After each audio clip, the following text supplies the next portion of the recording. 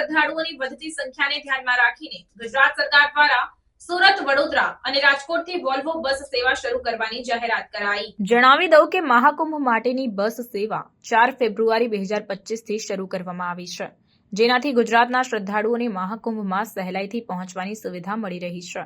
સુરતના લોકો માટે ખાસ કરીને 2 વોલ્વો બસ શરૂ કરવામાં આવી। આ બસો 3 દિવસ અને 4 રાતના ટૂર પેકેજ હેઠળ ઉપલબ્ધ છે, જેમાં પ્રથમ અને ત્રીજી રાત્રિ બારણ, મધ્યપ્રદેશ સરહદ ખાતે રોકાણની વ્યવસ્થા કરવામાં આવી છે।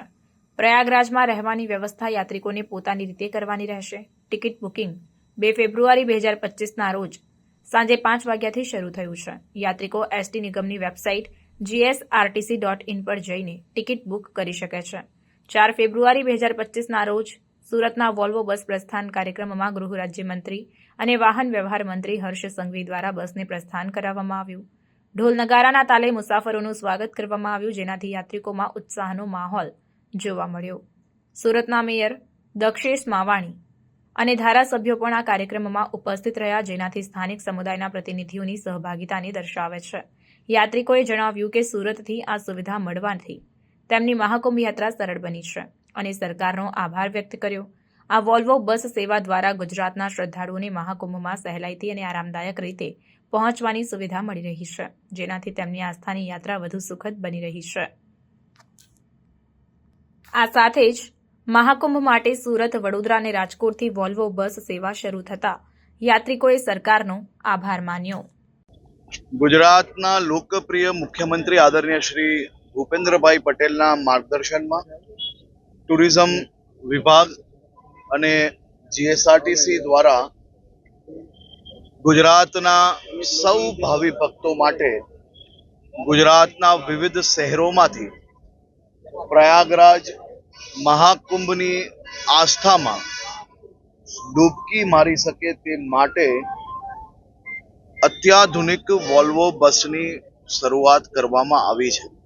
પહેલા દરરોજ એક બસ ચાલુ કરવામાં આવેલી, પરંતુ લોકોનો ખૂબ લોડ હતો, તેના કારણે ગુજરાતમાં બીજા અન્ય સેક્ટરોમાંથી નવી 5 બસો શરૂઆત કરવામાં આવી છે।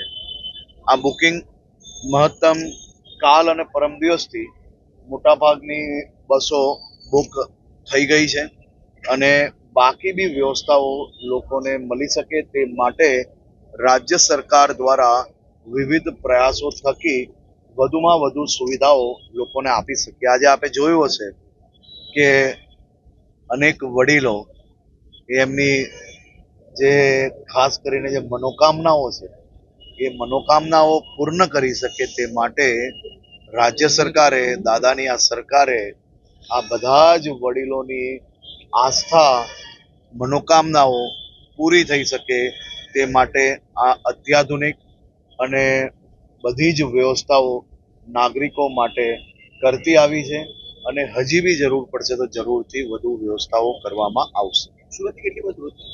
સુરતથી દરરોજ 2 બસોનું આયોજન કરવામાં આવ્યું છે।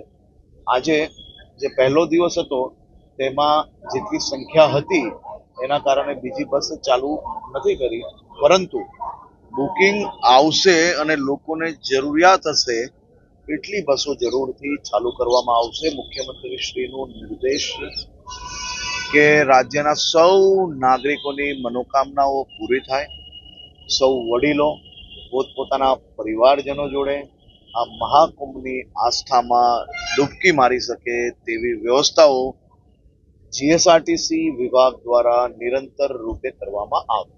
Thank you.